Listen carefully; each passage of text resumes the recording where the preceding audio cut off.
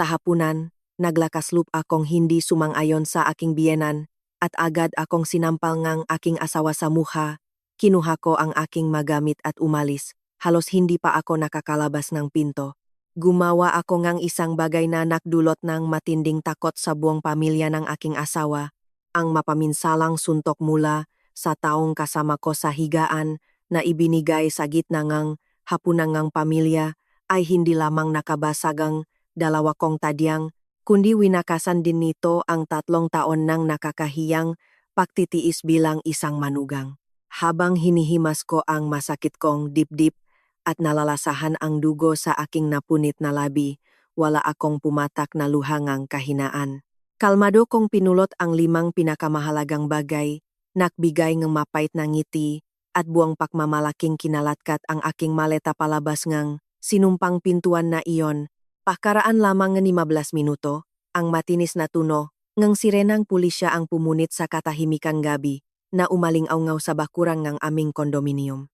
Ito ang sandali kung kailan ang aking tumpak na legal na hakbang ay tumama, na nagpasimula ngang ilang araw ngang matinding takot para sa buong pamilya ngang aking asawa at pinilit ang salarin na makbayat ng pinakamataas na presyo. Maynila, malamig na mga araw ngang pagtatapos ng taglamig. Ang hangin mula sa timog ay humihiyaw sa labas nga mabintana na apartment sa ika-15 palapag. Sa loop napakatahimik na naririnig ko ang tikta ngang orasan sa dingding. Ang hapunan sa mesa ay umusok pa rin, ngunit ang aking kaluluwa ay matagal nang nanlalamig. Sa loob ngang 3 taon, sa isang kakaibang pamilya, nasanay ako sa mga pakaing napakapait. Ang aking biyenan, si Aling Sonia Panganiban, ay nakaupo sa dulong mesa. Kinuha niya ang pinakamagandang piraso ngang inihaw na lechon kawali, masaganang binuhusan ng sarsa, at inilagay sa plato ni Diego, ang aking asawa. Malambing siyang ngumiti.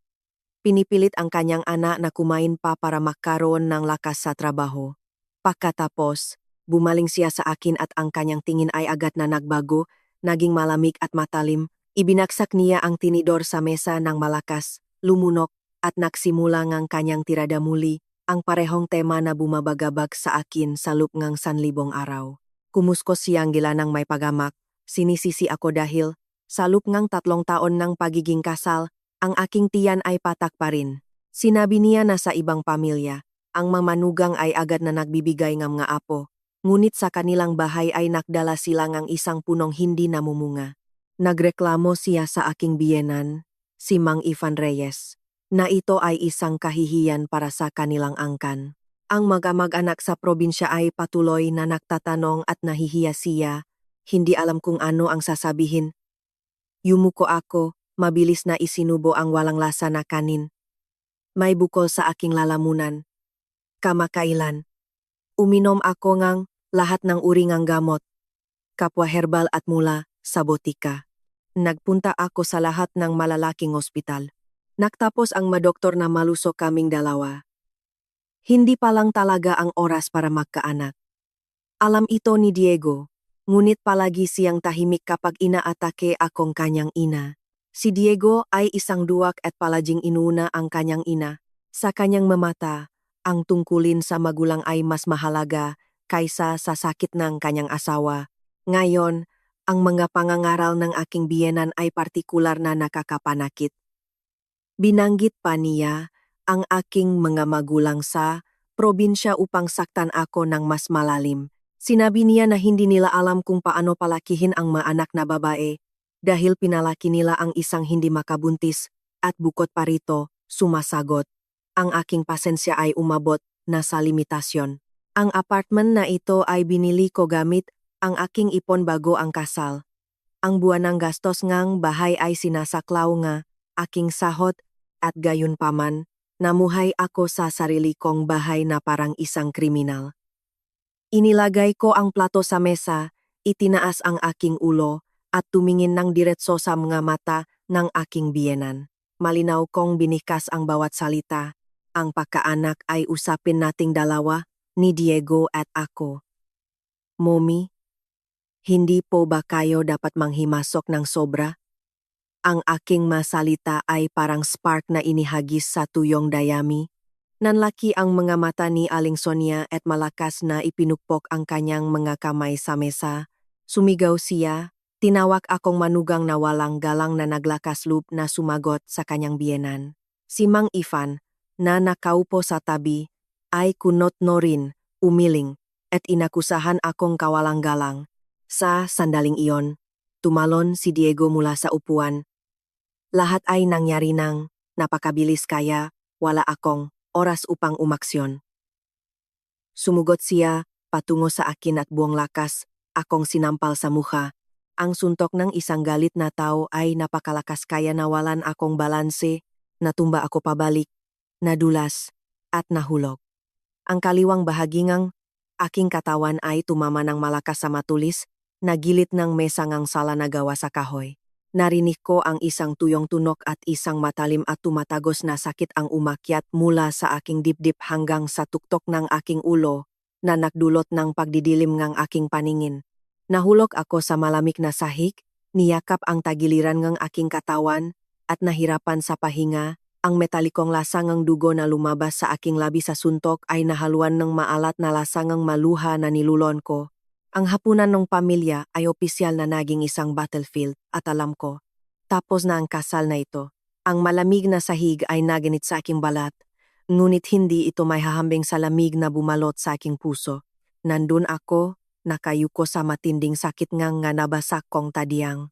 Ang tunong nabasak na pinggan sa sahig ay nahaluan ng mabigat at humihingal na pahinga ni Diego.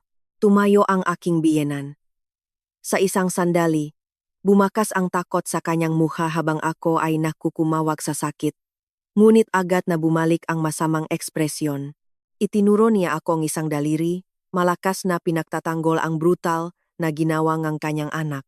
Sumiga siya na kung ang manugang ay walang galang, may karapatan ang asawa na turuan itong eleksyon. Nakbanta pa siya, sinabing huwag akong maglakasloob na magdrama sa kanyang bahay. Nakatayo si Diego sa ibabaw ko. Walang bahid ng pagsisisi sa kanyang mamata nang makita ang kanyang asawa na nakahandusay. Sa halip na tulungan akong bumangon, itinuro niya ang sahig at inutusan akong lumuhod agad at humingi ng tawad sa kanyang ina. Sinabi niya na upang protektahan ang karangalan ng kanyang ina, handa siyang paalisin ako sa bahay. Hindi ako umiyak. Ang maluha nga, kahinaan ay natuyo. Sa mahabang gabi ang kalungkutan. Matagal na bago ito. Sa halip ng mga sigaw at pakmamakaawa, nagbigay akong isang pilipit na ngiti, isang ngiting napakapait, ngunit ganap na malinaw. Ang sampal na iyon, ang pakahulog na iyon ay nakatulong upang gisingin ang lahat ng aking pandama. Sinira nila ang maling balat ng kapayapaan na pinananatili ko ng buong pagsisikap sa loob ng 3 taon. Tinitigan ko ng mabuti ang mukhang lalaking isang araw ay sumumpa na mamahalin ako magpakailanman. Ngayon, nakita ko lamang ang isang duwag, mahina, at malupit na tao. Napagtanto ko ang tunay na mukhang kasal na ito. Hindi ko na kayang isakripisyo ang aking kabataan para sa mga walang pusong taong ito, ni sa isang segundo man lang. Pinigilan ko ang matinding sakit na sumisikip sa bawat paghinga, kumapit ako sa isang upuan at dahan-dahang tumayo, nanginginig ang aking mabinti, ngunit perpektong diretso ang aking likod. Hindi ko sila tiningnan kahit isang beses. Lumiko ako at, sa mabagal ngunit matatak na mga hakbang, naglakad patungo sa aming silid. Isinara ko ang pinto at ikinulong ang aking sarili sa ilalim nga tingin ng pakabigla nga naiwan sa sala. Ang oras ngayon ay mahalaga. Kinuha ko ang isang maliit na maleta na may gulong na nakalagay sa ibabaw nga aparador. Ang sakit sa tagiliran ng aking katawan ay tumatagos sa akin paminsan-minsan na nagpapawis sa akin ng malamig, ngunit ang aking isip ay mas matalas kaysa dati. Binuksan ko ang drawer ng desk at pinagsama-sama ang eksaktong 5 bagay na mula ngayon ay magdidikta sa aking buhay. Una, ang titulo ng apartment na ito, nakarehistro sa aking pangalan at binili bago ang kasal. Pangalawa, ang aking pasaporte at iba pang mahahalagang dokumento. Pangatlo, isang pilak na USB drive. Dito nakaimbak ang lahat ng mga larawan at video mula sa kamerang ang sala na nagtala kay Diego na binabasak ang mga plato, itinutulak ako, at ibinabaksak ako sa sahig nun. Ang sandata na ito ay matagal ko nang inihanda ng lihim, nahihintaying tamang araw. Pang-apat, isang bankcard at ilang prang papel. Panlima, ilang komportableng damit para sa mga susunod na araw. Isinara ko ang maleta at nagsuot ng makapal na jacket. Nang buksan ko ang pinto at lumabas, nakatayo ang aking biyenan sa harap, nakapamulsa. Ngumiti siya ng may mapanghamak na pag-uyam. Sinabi niya ng malakas na kung ako ay ganoon katapang, maari akong umalis kasama ang aking maleta, at dahil lumabas ako sa bahay na iyon, huwag na akong maglakas loob na bumalik at magmakaawa na papasukin ako. Nakaupo si Diego sa sofa, nakatalikod, na may malamig na kawalang bahala sa kanyang mukha. Huling tingin ang ibinigay ko sa kanila. Ang aking biyenan ay tahimik sa buong oras, walang sinabing isang salita bilang pagtatanggol sa akin. At ito ba ang tinatawag na disenteng at edukadong pamilya? Mahigpit kong hinawakan ang hawakan ng maleta at lumabas sa pinto. Iniiwan ang madilim na nakaraan na determinado akong burahin magpakailanman. Ang matalim na hangin sa koridor ay humampas sa aking mukha. Itinaas ko ang kwelyo ang aking jacket, nangangalit ang aking ngipin upang sukpuin ang sakit sa aking kaliwang tagiliran na unti-unting kumakalat sa buong katawan. Bawat hakbang, bawat malalim na pahinga ay parang 1,000 karayom sa aking dibdib, gayunpaman, matatakang aking makapa sa paklakat. Ang magulong ng maleta ay gumulong sa sahig na gawa sa granito, na gumagawang ng malamig at tuyong tunog, eksakto tulad ng magadamdamin ng mag-asawa na kakatapos lang madurok sa loop ko. Pumasok ako sa elevator at ipinaharap ang aking likod sa malamig na salamin. Sa refleksyon, nakita ko ang isang babae na may maga na pisngi, may markang daliri, at may tuyong dugo sa gilid ng bibig. Ang aking hitsura ay kakilakilabot, ngunit ang aking mga mata ay nagniningas sa determinasyon. Sa pagbaba sa walang tao na hal, nakakita akong isang diskret na sulok malapit sa pasukan ng gusali, protektado mula sa hangin, at sa nangingining na makamay, kinuha ko ang cellphone mula sa aking bag. Malamig ang aking madaliri at nahirapan akong ideal ang numero ng abogado na si Ate Antonio Flasco. Siya ay isang mahusay na hurista at aking dating kaklase sa kolehiyo, 1 taon na mas matanda, nalihim kong nakontak 6 na buwan na ang nakalipas, matapos ang isang naunang insidente ng karahasan mula kay Diego. Noong panahong iyon, umaasa pa rin akong ayusin ang mga bagay-bagay at humingi lamang ng konsultasyon bilang pag-ingat. Ngunit ngayon, kailangan ko ang kanyang tunay na tulong. Sa kabilang linya, halos agad na sumagot. Ang boses ni Ate Antonio Velasco ay kalmado at propesyonal. Sinubukan kong huminga ng malalim upang hindi manginig ang aking boses sa sakit. Maikling ipinaalam ko na kakatapos lang akong saktan ni Diego, nabasag ang aking mamatadyang. Nakalabas na akong bahay. Humingi ako na agad na i-activate ang emergency plan na aming napag-usapan. Sinabi ko na ang unang dapat gawin ay tumawag ng direkta sa Women and Children Protection Desk ng pulisya. Gusto kong magsumiteng reklamo para sa intensyonal na pisikal na pananakit. Lahat ng ebidensya mula sa kamerangang bahay ay nasa akin na may remote access sa pamamagitan ng cellphone. Pangalawa, at ito ay lubhang mahalaga, hiniling ko sa abogado na ihanda agad ang mga dokumento para sa bangko upang harangin ang aming joint savings account kinabukasan ng umaga, mayroon itong higit sa ₱1 milyon. Ito ay pera na inipon ko sa pamamagitan ng pagtitipid mula sa aking sahot sa loop ng maraming taon. Walang ni isang sentimos na naimbag si Diego. Ngunit nakalista siya bilang co-depositor. Hindi ko maaring hayaan silang i-withdraw, kunin ang perang ito na pinahirapan ko. At huli, hiniling ko sa kanya na ihanda agad ang isang petisyon para sa temporary protection order. Kilala ko ng mabuti ang katangian ng mga domestic tyrant. Kapag nakatakas ang biktima, nagagalit sila at sumusubok na magiganti o manggulo.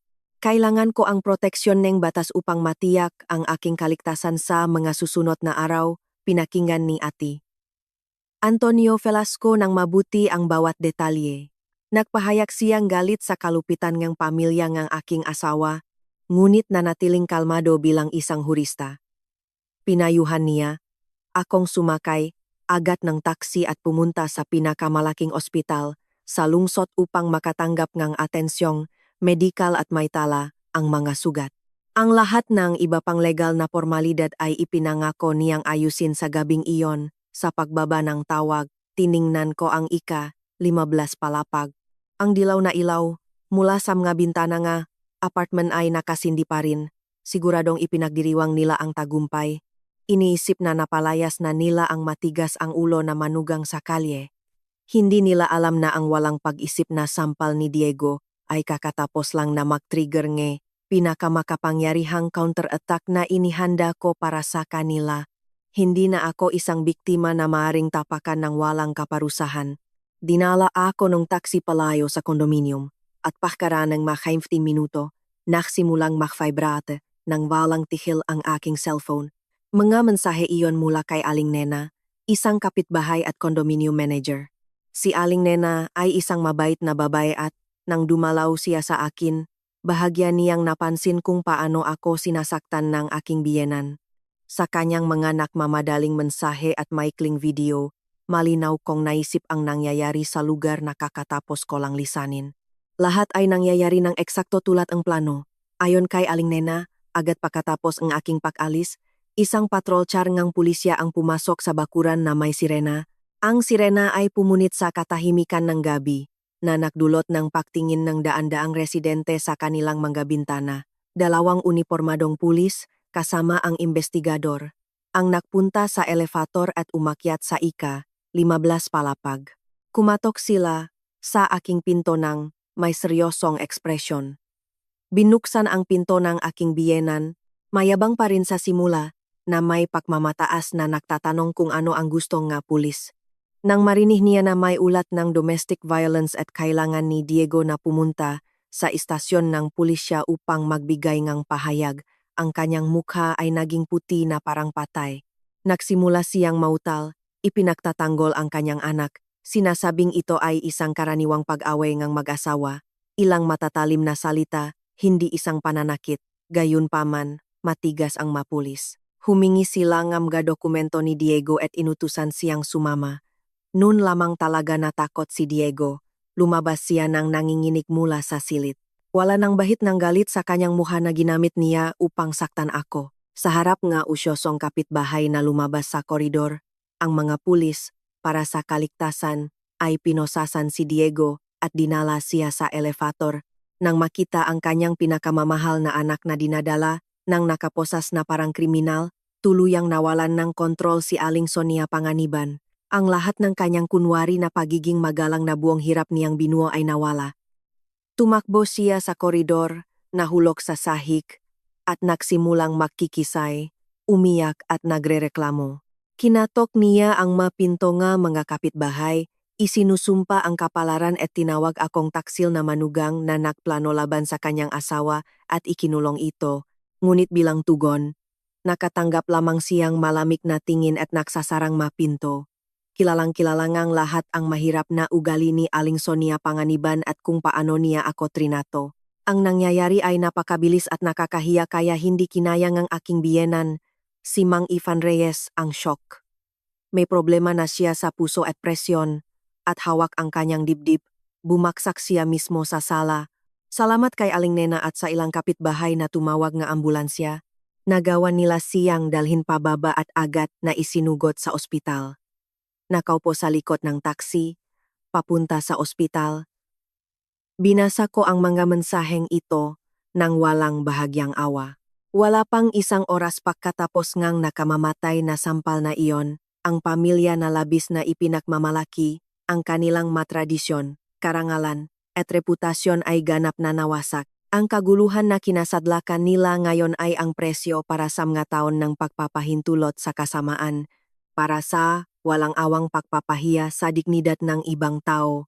Hiniling ko sa taxi driver na huminto sa pasukan ng emergency room ng sentrong ospital ng lungsod.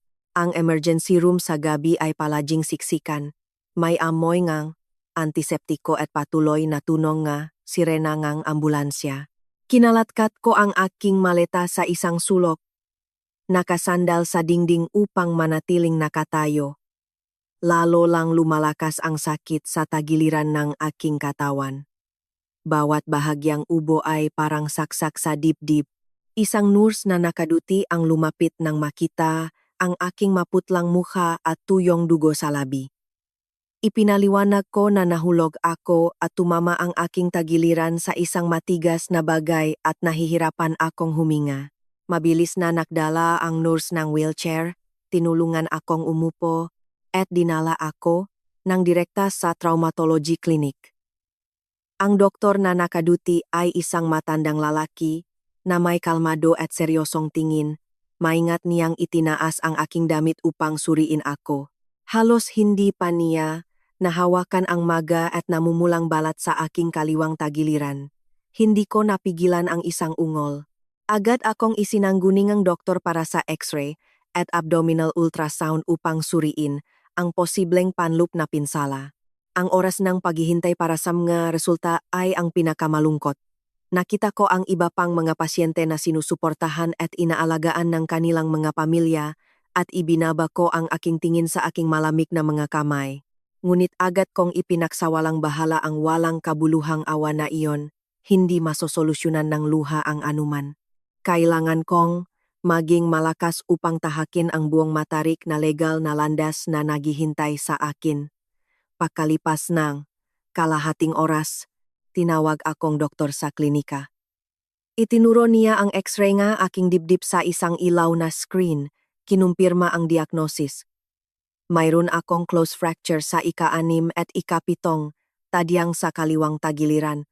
Ang mga kalamnan sa paligid ay malubhang na kontusyon dahil sa matinding impact sa kabutihang palil sa manusaan na sa natadyang ang plora, ngunit kailangan ng imobilisasyon, painkillers at ganap na pahinga ng hindi bababa sa 1 buwan.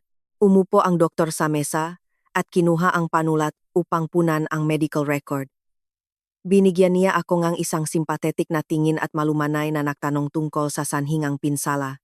Tinanong niya kung hindi ba ako nasangkot sa aksidente o nahulog sa hagdan.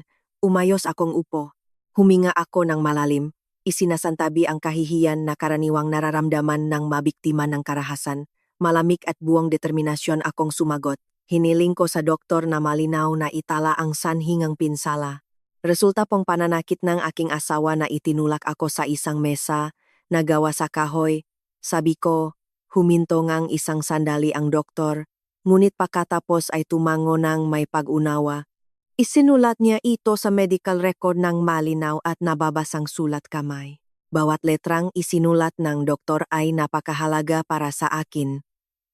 Ang medical report na ito na may selyoeng ospital ng munisipyo, kung saan nakasulat ng itim at puti ang sanhi ng domestic violence, ay magiging isang matibay na ebidensya ang pinakamatatag na legal na batayan para sa pagsasagawa ng forensic examination. Inakala ni Diego na sa likod ng mga saradong pinto ay maari niyang gawin ang anumang gusto niya at walang makakaalam, ngunit nakamali siya. Ilalabas ko ang lahat ng kanyang makrimen at ipapabayad ko sa kanya sa harap ng batas ang lahat ng pisikal at emosyonal na sakit na idinulot niya sa akin. Matapos lagyan ako ang immobilization band at matanggap ko ang reseta ang doktor na nakaduti, nahirapan akong lumabas mula sa traumatology clinic, hawak ang aking tagiliran. Ang ospital kahit gabi na ay puno ng tao. Ang mga stretcher ay mabilis na itinutulak sa mga koridor. Dala ang lamig na hangin sa gabi. Papunta ako sa pangunahing pasukan upang sumakay ng taxi papunta sa isang hotel, ngunit tila nakpasya ang tadhana na subukin ako muli. Pagdaan ko sa waiting area ng cardiology, huminto ako. Sa pamamagitan ng salamin na pinto, nakita ko ang isang pamilyar na eksena. Ang aking biyenan, si Mang Ifan Reyes, ay nakahiga sa isang kamang ospital na may IV drip sa braso. Maputla ang kanyang mukha, nakapikit ang mga mata. Sa tabi niya, nakayuko sa gilid ng kama, ang aking biyenan, si Aling Sonia Panganiban. Gulong-gulo ang kanyang buhok, nakabukas ang jacket, walang bakas ng mayabang na hitsura kung saan niya ako sinasaktan sa hapunan ilang oras na ang nakakaraan. Itinaas ni Aling Sonia Panganiban ang kanyang ulo at naktama ang aming tingin ng hindi sinasadya. Agad na napunong put ang kanyang mamata. Tumayo siya. Binuksan ang pinto ng malakas at tumakbo patungo sa akin na parang isang mandaragit na patungo sa biktima. Itinaas niya ang kanyang kamay upang sampalin ako tulad ng ginawa ng kanyang anak. Naknangalit ang kanyang mga ngipin, isinusumpa ako, tinawag akong lumalakat na kahihiyan, masamang manugang, na gustong dalhin sa libingan ang pamilyang kanyang asawa, ngunit hindi na ako ang mapagpakumbabang manugang na nagtitiis ng makahihiyan ng tahimik. Umabante akong isang hakbang paatras. Ang aking tingin ay malamig na parang balaraw na nakatutok sa kanyang muha. Ang aking walang awang tingin ang nagpahinto sa kanyang kamay sa hangin. Malinaw at malinaw kong binikas ang bawat salita upang maunawaan niya ang kasalukuyang sitwasyon. Ipinabatid ko sa kanya na ang joint bank account namin ni Diego ay nakablock na sa kahilingan ng aking abogado. Lahat ng transaksyon sa pagwi-withdraw mula sa aming P1 milyong savings account ay agad na sinuspinde. Ang perang iyon ay akin, pinahirapan ko. Hindi ka at ang iyong anak makakakuha ni isang sentimos. Ang mukha ni Aling Sonia Panganiban ay nakbago mula sa pula tungo sa putlang-putla, nabuka ang kanyang bibig, nanginginig ang kanyang makamay at kumapit sa doorjam, ngunit hindi ako huminto. Ibinuhos ko ang isa pang baldengang malamig na tubig sa kanyang mailusyon. Hiniling ko na siya at si Mang Ifan Reyes ay mag-impake ng kanilang magamit at lumipat mula sa apartment sa Ika. Imablas palapak sa loop ng isang linggo. Ang apartment na ito ay nakarehistro sa aking panggalang bagwang kasal. Ito ay aking personal na ari-arian, protektadong batas. Hindi ko papayagan ang masumakit sa akin na patuloy na mamuhay nang walang pakialam sa bahay na binili ko. Sa huli, ipinaalala ko kay Aling Sonia Panganiban ang halos P250,000 na lihim niyang hiniram sa akin sa loob ng 2 taon sa ilalim ng dahilan ng pagtulong sa mga kamag-anak sa probinsya, ngunit hindi kailanman ibinalik ang isang sentimos. Nilinaw ko na itinago ko ang lahat ng mamensahe at proof of transfer bilang ebidensya.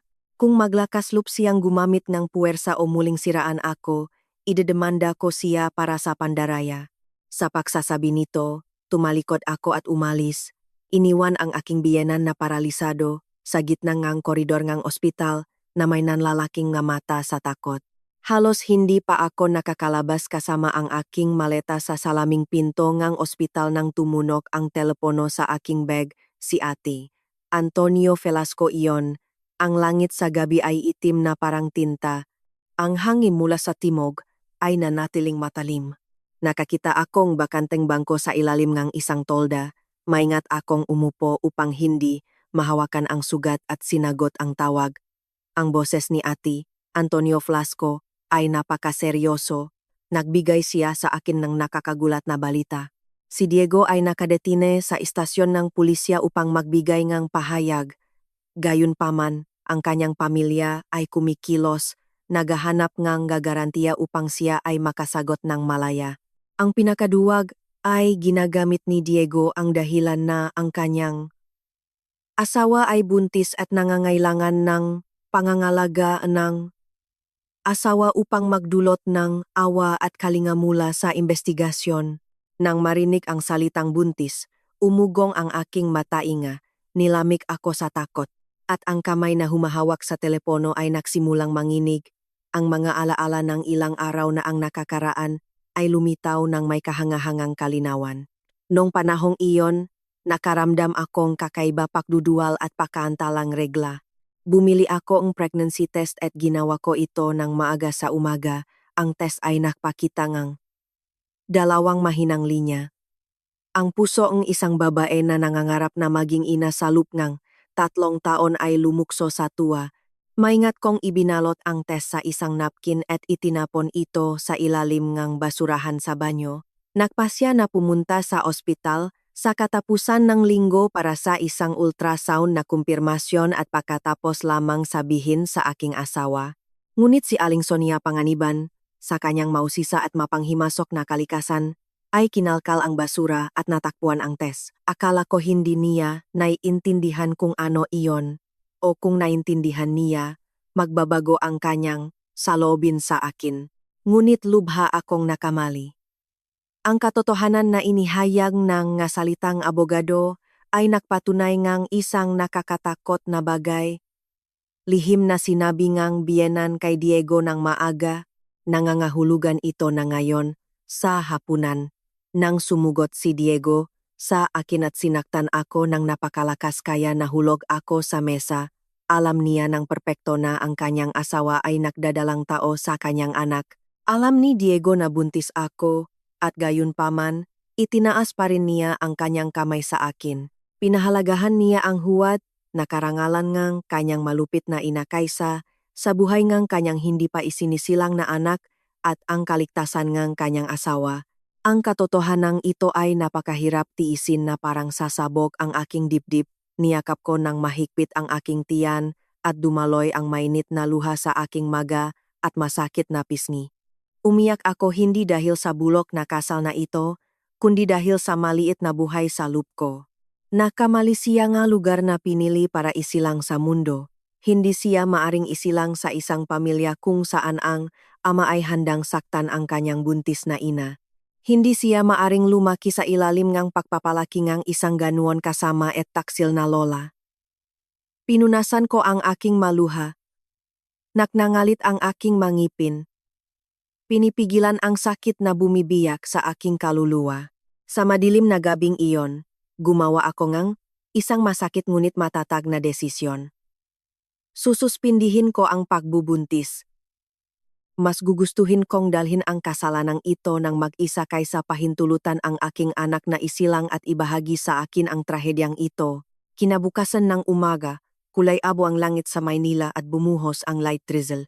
Sa kabilang sakit, nabasag kong tadyang na bumagabak sa akin sa buong gabi ngang walang tulog. Sumakay akong taksi mula sa hotel at dumiretso sa Women and Children Protection Desk ng istasyon ng pulisya kung saan nakakulong si Diego. Ang abogado, si Ate Antonio Velasco, ay naghihintay na sa akin sa pasukan. Kinuha niya ang aking maleta at isang tingin ng habag ang bumakas sa kanyang mata nang makita ang aking pagod na mukha at aking binenda na baywang. Pumasok kami sa istasyon ng pulisya at nakipagita sa hepe na humahawak sa kaso. Nag-alok sa akin ng upuan ang pulis at naglagay ng baso ng maligamgam na tubig sa mesa. Sinuri niya ang medical report, ang mga x-ray, at ang report ng katamtamang pisikal na pananakit na may selyo ngang ospital ngang munisipyo na inilagay ko sa mesa. Sa tingin ng hepe, nababasa ang pagkabigla na nahaluan ng pagalang sa aking kalmado at malinaw na pag-ugali. Binuksan ko ang maleta at kinuha ang pilak na USB drive na may lahat ng ebidensya. Hiniling ko sa hepe na buksan ang computer at ipasok ang USB drive. Sa screen, lumabas ang video mula sa kamerang sala noong nakaraang gabi. Malinaw na naitala ng malinaw na imahe at tunog ang buong eksena.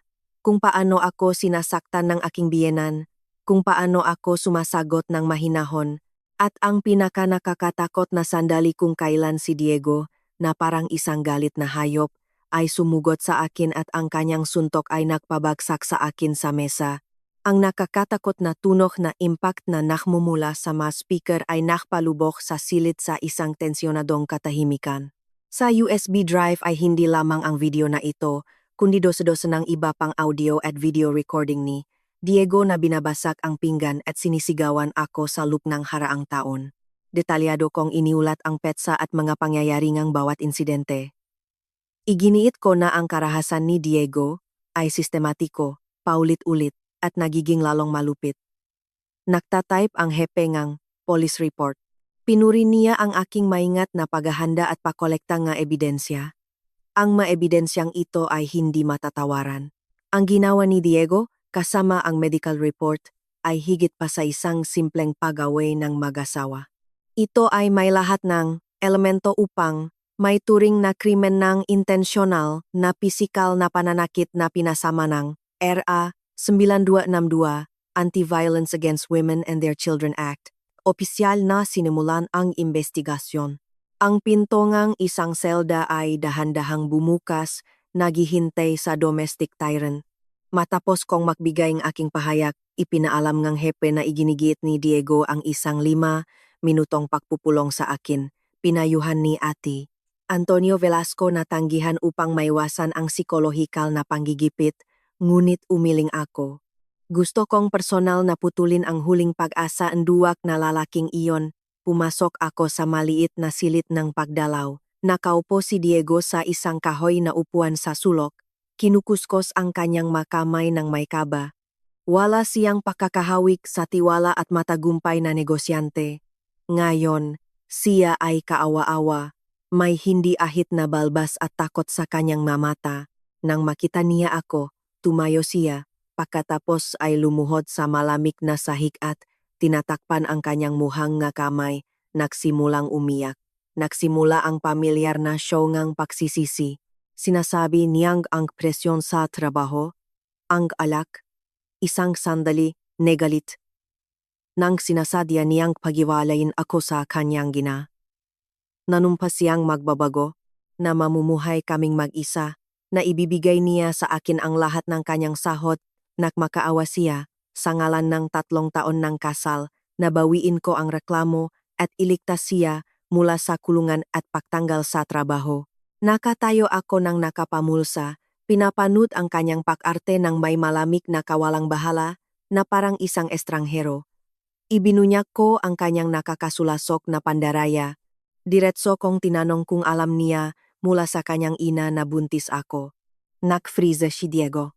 Ang mga hikbi ay natigil sa kanyang lalamunan. Ang kanyang mga mata ay gumalagala, iniwasan ang aking matalim na tingin. Ang ekspresyon ng mukha na iyon ay mas makahulugan kaysa sa anumang sagot. Huminga ako ng malalim at matatak na ipinahayag ang desisyon na nagdulot ng takot kay Diego. Sinabi ko na sa susunod na araw ay pipirmahan ko ang pahintulot para sa pagpapalaglag. Hinding-hindi ipapanganak ang sanggol na iyon. Nang marinehito, naklaho ang pekeng pagsisisi ni Diego. Nanlaki ang kanyang makamata, namaka ang makaukat sa kanyang leh. Itinuro niya ako at nagsimulang sumpain. Tinawag akong malupit na babae, isang walang awang mamamatay tao, na handang patayin ang sariling anak upang magiganti sa asawa. Ang kanyang makasarili at marahas na kalikasan ay muling lumitaw. Hindi ako nanginginig sa kanyang galit. Umabante ako at inilapit ang aking sugatan na mukha sa kanya. Malamig akong sumagot, bawat salita ko ay matalim na parang talim. Sinabi ko na ang kanyang brutal na sampal noong nakaraang gabi ay pumatay na sa batang iyon. Isang lalaki na alam na buntis ang kanyang asawa at gayunpaman ay nanakit, ay tuluyang nawawalan ng karapatang maging ama.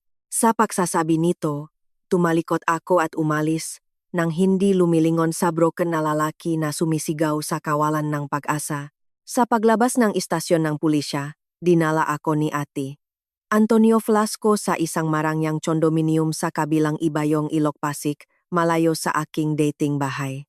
Gamit ang kanyang makoneksyon, tinulungan niya akong magrenta ngang isang ligtas na studio apartment sa loob ngang isang buwan. Mayroong mapagkakatiwalaang security system na may card access sa iba't ibang antas at 24-hour surveillance, na tiniyak na walang sinuman mula sa pamilya ng aking asawa ang makakahanap o makakahabol sa akin. Kinaladkad ko ang maleta sa bagong apartment. Sa loob, malinis, tahimik, at komportable. Ang dekorasyon ay nasa mainit na kulay ng kahoy. Inilok ko ang pinto gamit ang lahat na kandado at pumaksak sa malambot na sofa sa sala. Noon lamang, mag-isa sa katahimikan. Nawala ang aking kunwari na lakas ngang loob. Ang sakit sa nabasak kong tadyang ay bumalik ng buong puwersa na nakdulot sa akin na hawakan ang aking dibdib at huminga ng nahihirapan.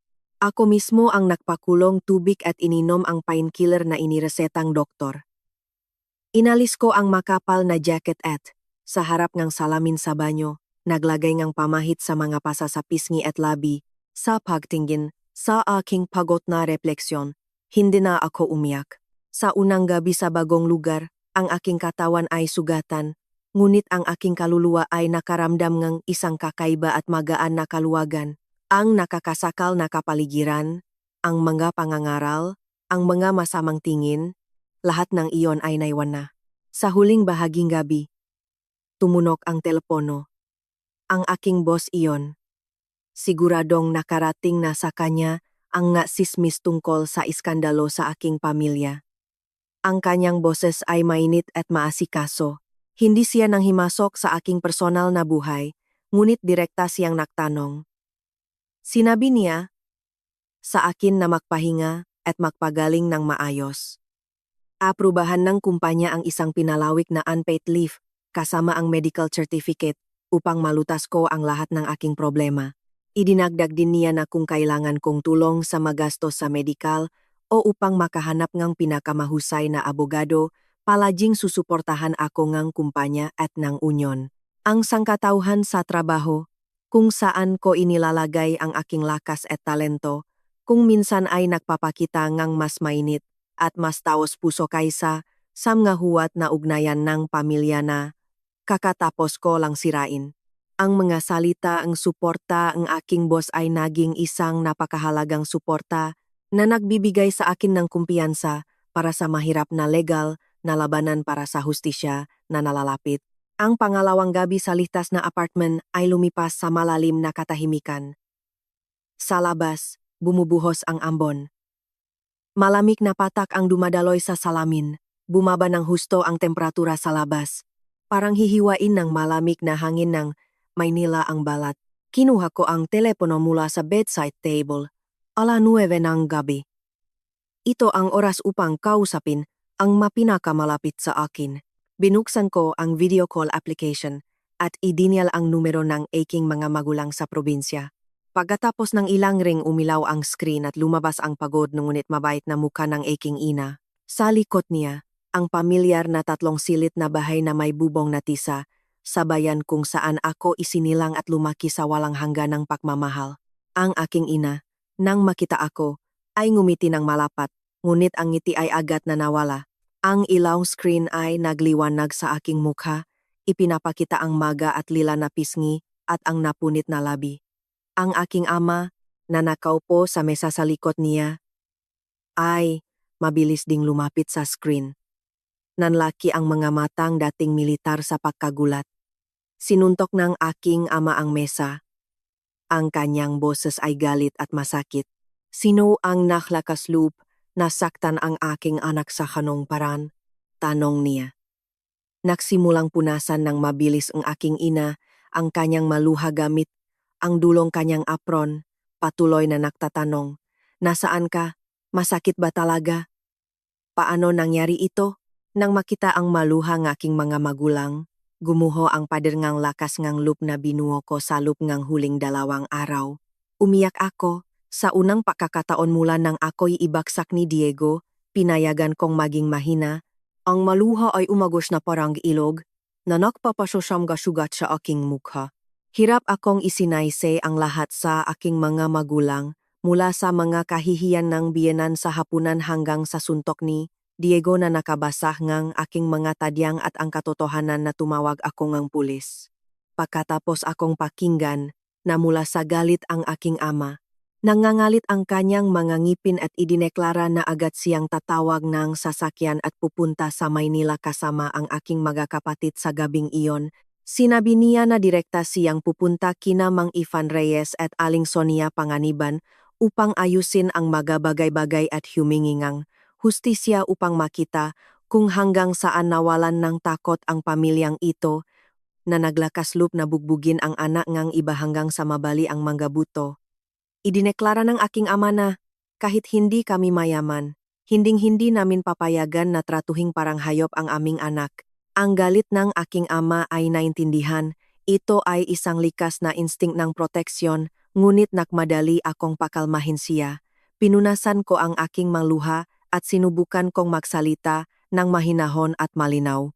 Sinabi ko sa aking mga magulang na naayos ko na ang lahat nakakontrata na ako ngang pinakamahusay na abogado. Mayroon akong lahat ng ebidensya, ang medical report, ang video recording parurusahan siya ngang batas ng buong higpit. Kung pupunta sila ngayon, lalo lamang magpapahirap sa mga bagay-bagay. At kung magsisimula ang isang away, masisira ang aming pamilya. Ang aking ina, umiyak. Ay kinumbinsi ang aking ama na kumalma at pakinggan ako. Sinabi niya sa akin na kumain ng mabuti, uminom ng vitamins at gatas upang mas mabilis na gumaling ang mabuto. Sinabi niya na kung mag-isa ako, sasakay siya ng bus at alagaan ako. Nang may mapait na ngiti, tumanggi ako. Ayaw kong makita akong aking ina sa ganoong kalagayan at makaranas ng problema sa pamilyang aking asawa. Hiniling ko sa aking mga magulang na maniwala sa akin at bigyan akong lakas mula sa malayo upang matapos ko ang impyernong iyon ng mag-isa. Sa gayong matatak na suporta at walang kondisyong pagmamahal ng aking pamilya, nakaramdam ako ng mainit na apoy na nakpainit sa aking nagyayalong kaluluwa na nagbibigay sa akin ng lakas para sa isang walang kompromisong laban.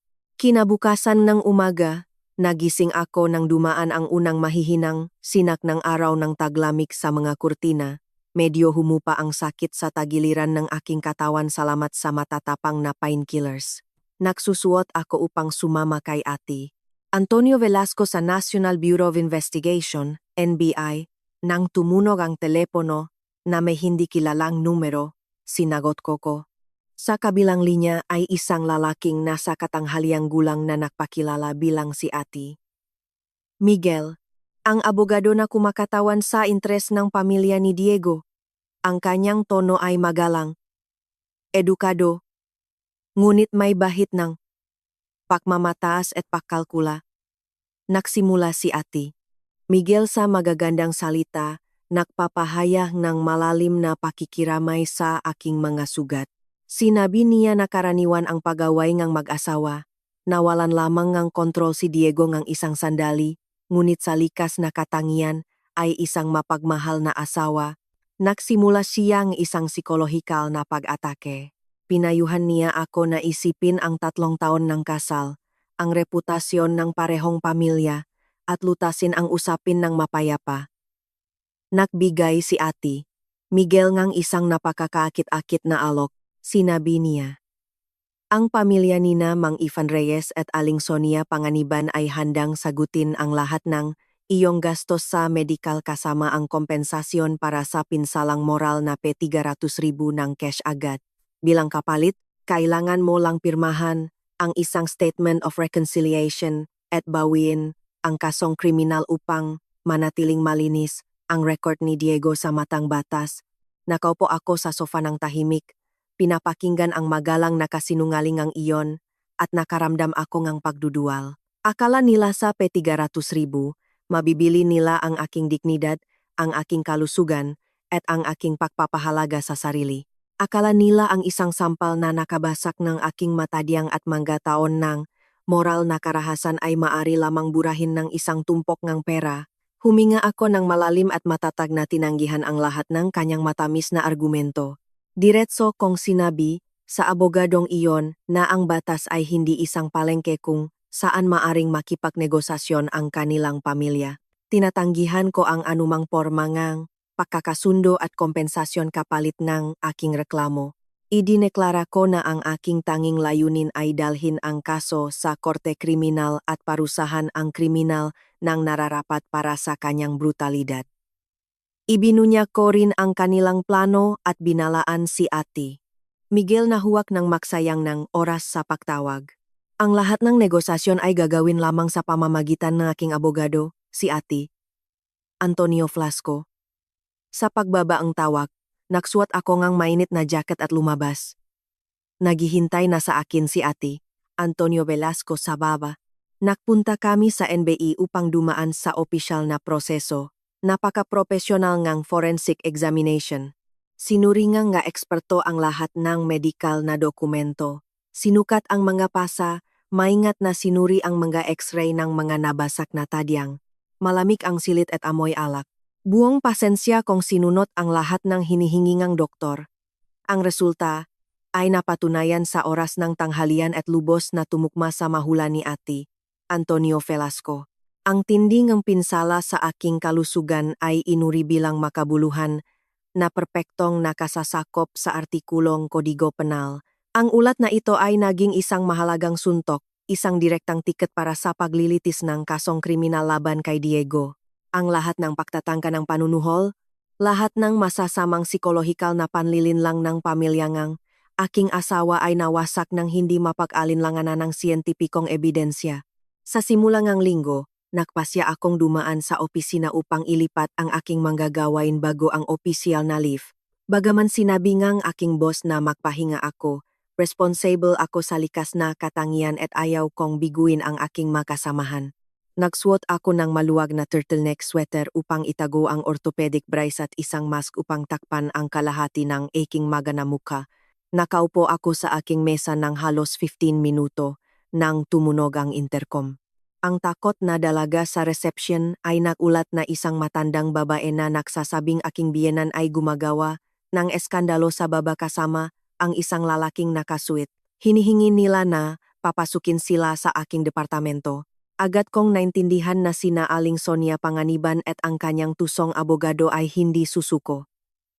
Kalma, sabi ko sa dalaga, napigilan silang security sa hall. Ako mismo ang bababa. Nang bumukas ang pintong elevator, nakita ko ang isang nakakasulasok na tanawin. Nakaupo si Aling Sonia Panganiban sa sofa sa hall.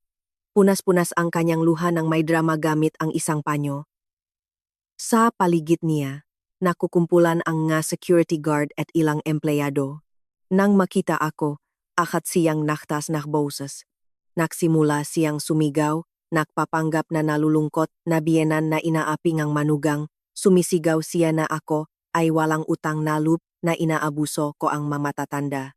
Nakimbento siyang kwento na sinadya kong ihulog ang aking sarili sa mesa upang akusahan si Diego ngang pananakit. Ikulong siya at kunin ang lahat ng kanyang ari-arian. Malungkot niyang idinalangin na sinadya kong tanggalin ang sanggol ng walang awa upang magiganti, na pinakaitan si Diego ang pagiging ama at sila ang isang apo. Ang abogado sa tabi niya ay patuloy na tumatango, sinusuportahan ang walang kahihiyang kasinungalingan na ito. Naksimulang makbulungan ang makatao sa palihit. Ang ilan, na hindi alam ang katotohanan, ay tumingin sa akin ng may pagdududa. Kung ang Mariana ng 3 taon na ang nakakaraan iyon, ako ay magtatago sa isang butas sa kahihiyan. Ngunit ang Mariana na iyon ay namatay pagkatapos ngang nakamamatay na sampal na iyon. Dahan-dahan, ng buong pagpipigil sa sarili, lumapit ako kay Aling Sonia Panganiban. Hindi ako nagpaliwanag o sumigaw. Binuksan ko ang aking bag at kinuha ang dokumento na may mga selyo ngang pulisya at ng NBI. Itinaas ko ito sa harap ngang mukha ni Aling Sonia Panganiban at ngang kanyang abogado. Sa malakas at malinaw na boses na umalingaw-ngaw sa buong hall, ipinahayag ko ang katotohanan. Ipinabatid ko na ito ang medical report ng mapinsalang idinulot ng kanyang anak. Ibinabala ko na ang kanyang pagdating sa aking lugar ng trabaho, ang pagkakalat ng maling sismis at ang pagurak sa aking karangalan ay mga krimen na mapaparusahan ng batas paninira at paninirang puri. Agad kong kinuha ang telepono at hiniling sa security na ibigay sa akin ang recording mula sa surveillance camera upang ilakip sa isang bagong reklamo sa pulisya. Nang marinig ang mga salitang reklamo at pulis, huminto ang pekeng hikbi ni Aling Sonia Panganiban. Napaos siya sa galit, namutla ang kanyang mukha, nagbago rin ang ekspresyon ni Ate Miguel at hinila ang kanyang manggas, bumulong. Nang mapaktanto na hindi gumana ang pananakot at haharap sila sa mga bagong akusasyon, awkward na tumayo si Aling Sonia Panganiban. Tinapunan niya akong isang tingin na puno ng put at mabilis silang umalis ng abogado. Nagpasalamat ako sa mga security guard at kalmado akong pumasok sa elevator, iniiwan ang mga tingin ng pagangangang aking mga kasamahan, ang kanilang pagtatangkangang psikolohikal na pag-atake ay muling nabigo. Noong Huwebes ang umaga, kulay abo pa rin ang kalangitan. Nagsuot ako ang mahabang coat at sumakay ang taxi papunta sa Center for Obstetrics and Gynecology. Ito ang araw na dapat kong isagawa ang pinakamahirap at pinakamasakit na desisyon sa aking buhay. Ang kakaibang amoy ng ospital ay tumama sa aking ilong at lahat sa loob ko ay bumalik. Sa koridor ay maraming buntis na kababayhan, maingat na sinusuportahan ng kanilang maasawa. Ang masayang larawang ito ay lubos na sumasalungat sa aking kalungkutan. pinunan ko ang madokumento para sa voluntaryong pagpapalaglag.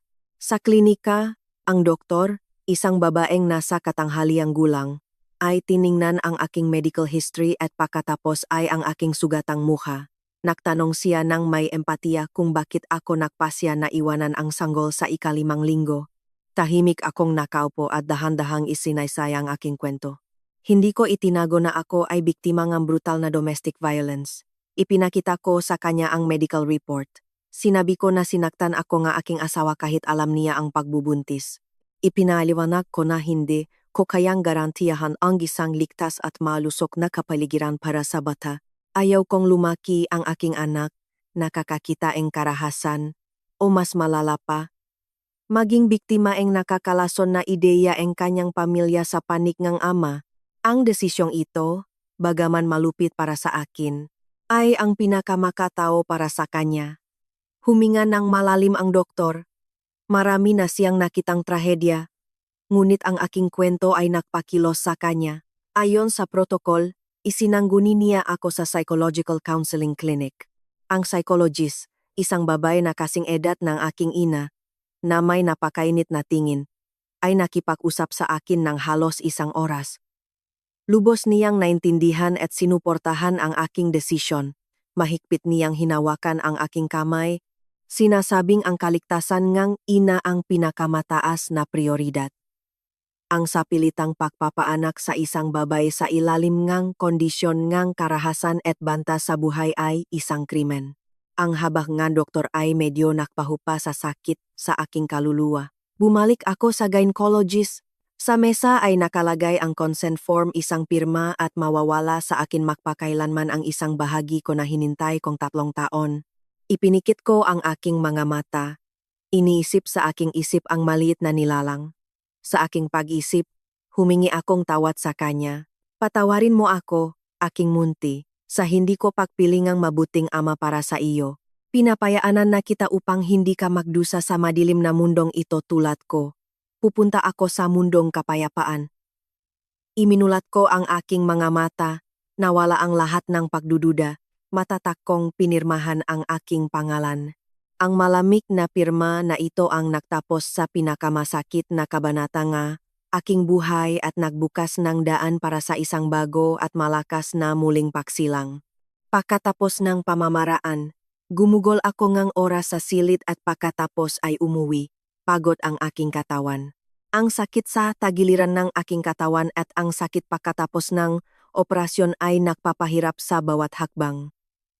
Pumasok ako sa isang tahimik na kapehan upang uminom ng mainit na luyatea. Nakaupo sa isang sulok, bigla kong narinig ang tunog baston. Itinaas ko ang aking mga mata at lumukso ang aking puso. Ang aking biyenan, si Mang Ivan Reyes, ay pumasok sa kapehan. Tila tumanda siya nga taon sa loob lamang nga ilang araw. Naging ubanin ang kanyang buhok, haggard ang kanyang mukha. Nakasandal siya sa isang baston. Tila, sinundan niya ako sa paanuman. Naktama ang aming tingin at dahan-dahan siyang lumapit sa aking mesa. Umupo siya sa harapan ko. Wala na ang kanyang dating kahambugan. Nagsimula siyang magmakaawa sa akin, tinawag akong anak ko. Umiyak siya, humingi ng tawad para sa kanyang asawa at anak, at pagkatapos ay direkta sa punto. Pinaksama niya ang kanyang makulubot na kamay at nagsimulang magmakaawa na panatilihin ko ang bata. Sinasabi niyang ito ang tanging pag-asa nila, ang kanilang dugo. Nangako siyang papupuntahin si Aling Sonia Panganiban upang humingi ng public apology at ipapasa panganiya ang kanilang bahay sa probinsya sa aking pangalan kung manganganak ako at babawiin ang reklamo laban kay Diego. Uminom ako ng mainit na saa. Tumingin ako ng diretso sa kanyang mga mata matanda at puno ng pag-asa. Ang aking boses ay matatag at malamig, walang anumang emosyon. Sinabi ko sa kanya na huli na siya. Malinaw kong ipinaalam na nung umagang iyon ay isinagawa na ang pamamaraan, wala na ang sanggol. Tulad ng kitlat, ibinaksak ni Mang Ivan Reyes ang kanyang makamay sa mesa, bumaksak ang baston ng malakas, nawalan ng kulay ang kanyang mukha. tiningnan niya ako ng may pakasindak. Hindi ko siya inalif. Nagsimula akong magsalita tungkol sa kanyang sariling malupit na katahimikan sa loob ng 3 taon. Ipinaalala ko sa kanya ang 5 na hapunan kung saan siya sinasaktan ng kanyang asawa at binabasak ng kanyang anak ang lahat sa paligid. Nandun siya, ngunit nanatiling tahimik. Ang kanyang tahimik na pagsang-ayon ay kasapwat sa kasamaan. Ginawa nitong hayop si Diego. Binigyang diin ko na ang kanyang kawalang bahala, ang kanyang pag-alala sa reputasyon ng pamilya at hindi sa buhay ngang isang tao ang nakdulot ng katapusan na ito. Ang aking desisyon ngayon ay bunga lamang ngang kanilang 3 pinunla. Nang marinig ang mga makatarungang akusasyong ito, gumuho si Mang Ivan Reyes. Tinakpan niya ang kanyang muhanga nga kamay at nagsimulang umiyak. Ang maluhangang pagsisisi ay bumaksak sa mesa, ngunit ang kanyang pagsisisi ay wala ng saysay. Pagkatapos bumalik mula sa ospital, ikinulong ko ang aking sarili sa apartment, binabawi ang aking lakas. Akala ko, ang pamilya ni Diego, pagkatapos ang ganong kahihiyan, ay tatahimik na maghihintay ang paglilitis. Ngunit minamaliit ko ang katusuhan ng aking biyenan. Nang mapaktanto nila na walang pera o pagmamakaawa ang makakapagpaatras sa akin. Ibinigay nila ang pinakamababang suntok sa aking reputasyon. Isang tahimik na umaga, ipinadala sa akin ng aking pinsan ang isang link sa isang malaking grupo sa Facebook. Ang pangunahing larawan ay mula sa aking kasal kay Diego. Ang post ay isinulat sa pangalan ni Aling Chora, pinsan ni Diego. Ang pamagat ay sumisigaw. Pagbubunyak ngahas sa balat ng tupa. Sa mahabang teksto, gumanap si Aling Chora bilang isang pinsan na nag-alala sa kanyang mabuting kapatid. Nasinirang ang asawa, nag-imbento siyang kwento na ako, na nagmamayabang ngang pera, ay sinasaktan ang aking biyenan. Ang pik ng kasinungalingan ay ang pahayag na sinadya kong ihulog ang aking sarili sa mesa upang akusahan si Diego ng pananakit. Ikulong siya at kunin ang lahat ng ari-arian. At ang pinakamalupit, ikinalat niya na gumawa ako ngang pagpapalaglak ng walang awa upang magiganti. Sa ilalim ng patnubay ni Aling Sonia Panganiban, ang post ay pinasarap ngang gadetalyang madamdamin. Kumalat ito sa network ng napakabilis. Libu-libong tao na hindi alam ang katotohanan ay nagsimulang siraan ako sa mga komento. Tinawag nila akong walang puso, isang demonyong nakatawang tao. Ang ilan ay natakpuan pa ang aking personal na profile at sumulat ng mabanta. Sa pagbabasa nito, nakaramdam ako ng nakakasakal na sakit. Hindi ako makapaniwala na ang mataong kasama ko sa mesa ay kayang baluktutin ang lahat ng ganun, agad na tumawag si Ate, Antonio Velasco. Nagmakaawa siya na huwag akong magbasa ngang anuman at huwag sumagot. Sinabi niya na sa sandaling iyon, walang saysay ang anumang pagbibigay katwiran. Iminungkahi niya na inotarize ang post sa isang notaryo at magsumitang reklamo sa Cybercrime Unit para sa paninirang puri. Hiniling niya sa akin na magtiis hanggang sa paglilitis, ngunit hindi ako sumang-ayon. Nagtiis ako ngang 3 taon, ngayon hindi ako tatahimik. Sinabi ko sa abogado na tatanggapin ko ang laban, papawiin ko ang apoy nga kasinungalingan sa ilawng katotohanan. Binuksan ko ang laptop, ang sakit sa tagiliran ngang aking katawan ay tila nawala, na pinalitan ngang isang malamig na determinasyon. Gusto nila akong sirain gamit ang internet. Gagamitin ko ito upang tanggalin ang kanilang mga maskara. Sumulat akong isang post sa aking personal na pahina, walang luha o sumpa, sa isang kalmado at matino na tono.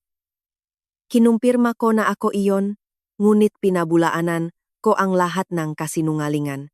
Idineklara ko na ang lahat ng aking maaksyon ay legal at naglalayong protektahan ang aking buhay at dignidad mula sa domestic violence at hindi ako nagpadalos-dalos. Sa 2 talata, isinama ko ang lahat ng matibay na ebidensya. Una, isang digitalized copy ng medical report ng forensic examination kung saan malinaw na nakasulat tungkol sa pagkabalingang 2 tadyang bilang resultang panlabas na puwersa. Pangalawa, Mga screenshot ng bank statement sa loob ng 3 taon na nagpapakita ng lahat ng aking money transfers kay Aling Sonia Panganiban na hindi niya kailanman ibinalik. Sinira nito ang kasinungalingan na hinahabol ko ang kanilang pera. At ang huling suntok. Ipinos ko ang buo at walang edit na video mula sa kamerang sala. Sinuman ay maaring makinig sa mga kahihiyan ng biyenan, makita ang aking mahinahon na pagugali, at, ang pinakamahalaga, ang sandali kung kailan si Diego, na parang isang mabangis na hayop, ay nanakit sa akin. Ang nakakatakot na tuno ng suntok ang pinakamagandang ebidensya ang kanyang kalupitan. Tungkol sa sanggol, isinulat ko lamang ang isang maikli at punong sakit na pangungusap. Walang ina ang gustong sumuko sa kanyang anak, ngunit mas gugustuhin kong dalhin ang sakit na ito sa buong buhay ko kaysa payagan ang aking anak na isilang upang saktan ng sarili nitong ama bago pa man isilang. Naklik ako sa i-publish at ibinahagi ito sa parehong grupo kung saan ako siniraang puri. Sa loop ngang wala pang 15 minuto, bumaliktad ang sitwasyon. Ang video ay isang shock para sa lahat. Ang galit ng publiko ay bumalik ng 180 degrees. Libu-libong tao ang napaktanto na sila ay niloko. Binahan nila ang post ni Aling Chorang galit na komento. Ang mas sumumpa sa akin kahapon, ngayon ay humihingi ngang tawad at nagpapahayak ngang pahanga sa aking lakas at paghahanda. Nagsimulang ibahagi ngang malalaking news portal at mga grupo ngang pagtatanggol sa karapatan ngang kababaihan ang aking kwento. Naging pangunahing paksa itong diskusyon tungkol sa problema ngang domestic violence. Ang presyon mula sa lipunan ay napakalakas kaya si Aling Chora, sa takot, ay binura ang kanyang post at isinara ang kanyang profile. Ngunit ang pinakamasamang kahihinatnan ay nahihintay kay Diego. Tinawag ako nga aking boss. Ang kumpanya kung saan nagtatrabaho si Diego ay malaki at pinahahalagahan ang reputasyon nito. Nang sumabog ang video sa internet, nagpatawag ng emergency meeting ang departamento ng HR. Sa parehong araw, nakatanggap si Diego ngang termination order dahil sa malubhang paglabag sa mapamantayan ng etika at pagkakasangkot sa isang kasong kriminal. Ang aking tumpak na counter-attack ay tuluyang sinira ang lahat ng kanyang makutanang kasinungalingan. Halos isang buwan na ang lumipas mula nang umalis ako sa nakakasakal na bahay na iyon. Gumagaling na ang aking matadiyang. Nakatakda ang paglilitis kay Diego sa susunod na linggo.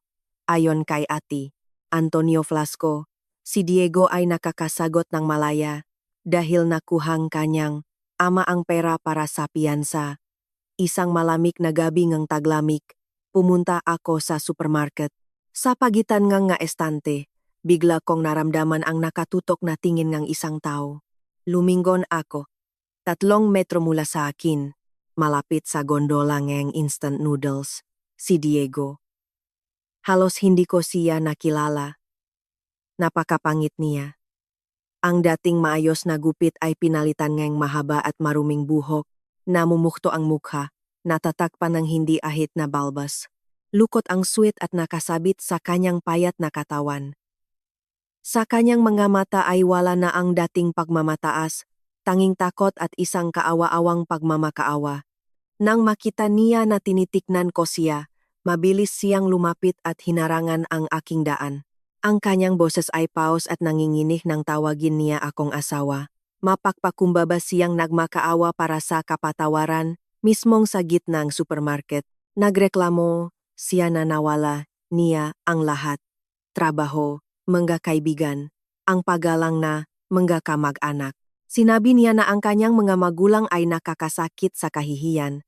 Nanumpa siya na ibibigay niya sa akin ang lahat ng kanyang ipon, alis ng wala, para lang bawin ko ang reklamo. Sinabi niya na kung makukulong siya, tapos na ang kanyang buhay.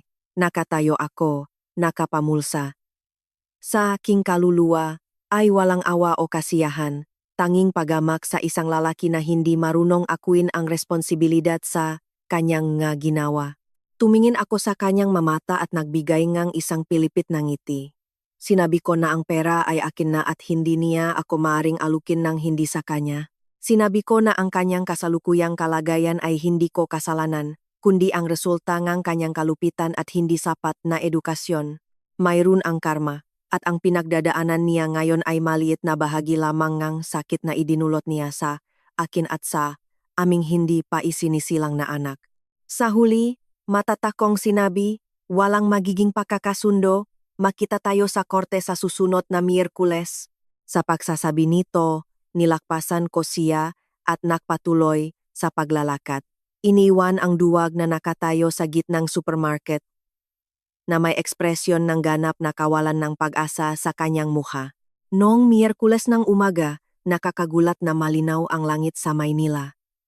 Naksuot akong isang mahigpit na itim na suit, naglagay ng light makeup at may taas no na pumasok sa gusali ng hukuman. Sa tabi ko si Ate Antonio Velasco. Sa courtroom, nahari ang isang solemneng katahimikan. Umupo ako sa upuan ng biktima.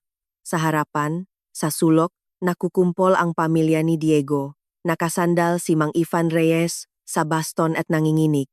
May kulay lupa ang kanyang mukha. Nanginginig si Aling Sonia Panganiban sa isang alampay at hindi makatingin. Nakatayo si Diego sa harap ng hukom, nanginginig habang sumasagot sa mga tanong.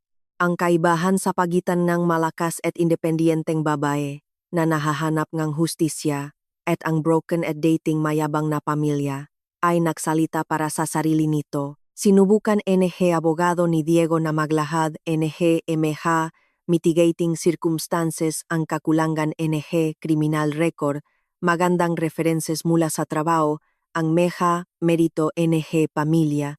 Nakmakaawa siya para sa probation para kay Diego, ngunit agad na mahigpit na tinutulan ni Ate Antonio Velasco.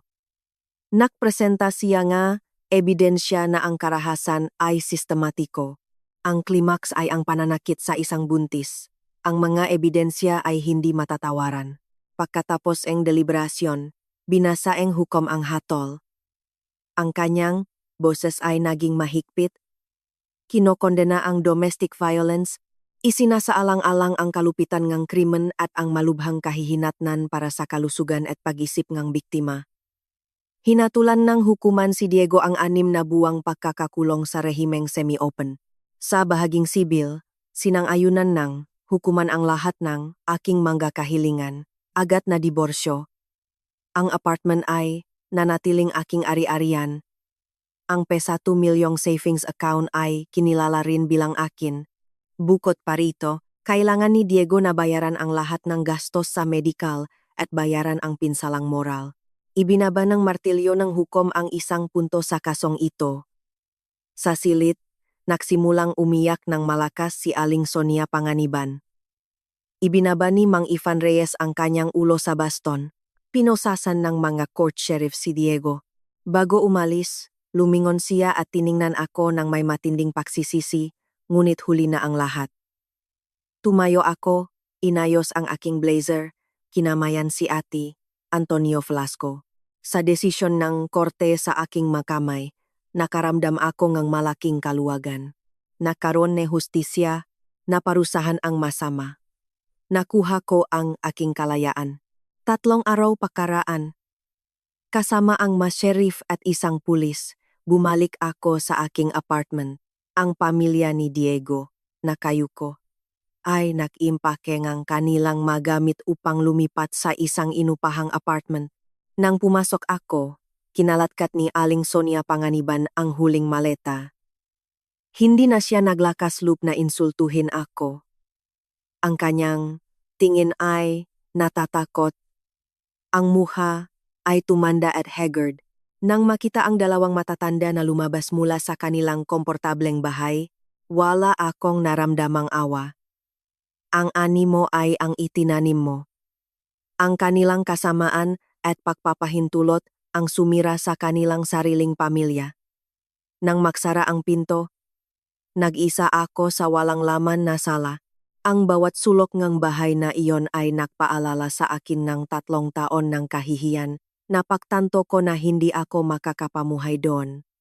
Nagpasya akong linisin ang lahat, iimpake ang aking magamit at humingi ng tulong sa isang kaibigang real estate broker na ibenta ang apartment sa magandang presyo upang putulin ang lahat ng ugnayan sa lungsod na iyon. Kasabay nito, isang bagong pinto ang bumukas para sa akin.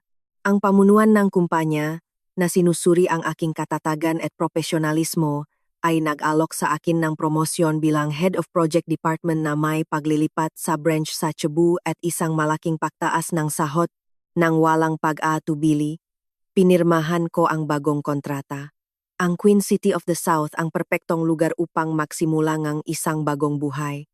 Sa araw ngang pag-alis, nagsuot ako ng isang matingkad na dilaw na damit na may floral print. Sa Mactangan Cebu International Airport, nagpaalam sa akin ang aking mga magulang at malalapit na kaibigan. Umiiyak ang aking ina, niyakap ako at pinakiusapan akong mag-ingat. Ngumiti ang aking ama ng may pagmamalaki, masaya para sa kanyang malakas na anak. Pagkatapos dumaan sa security check, nagpunta ako sa boarding gate. Lumipat ang eroplano, dinala ako paitaas. Nakaupo sa bintana, tiningnan ko ang Cebu na lumiliit. Ang lungsod na ito ay naglibing sa aking kabataan at mga luha, ngunit pinatibay din ako. Sumandal ako sa upuan at ipinikit ang aking mga mata. Sa aking mga labi, lumabas ang isang banayat at taos-pusong ngiti ang pinakamasaya sa mga nakaraang taon. Ang sinangang araw ay nagpainit sa aking muha. Isang bagong paglalakbay, isang bagong buhay malaya, buong pagmamalaki at maliwanag ang naghihintay sa akin. Handa akong mamuhay ng lubos na masaya para lamang sa akin. Sa pagtatapos ng kwentong ito ni Mariana, punong luha ngunit puno rin ng pagmamalaki, naunawaan natin na ang bulag na pasensya ay hindi ang susi sa kaligayahan ng pamilya, lalo na kapag tinatapakan ang iyong dignidad.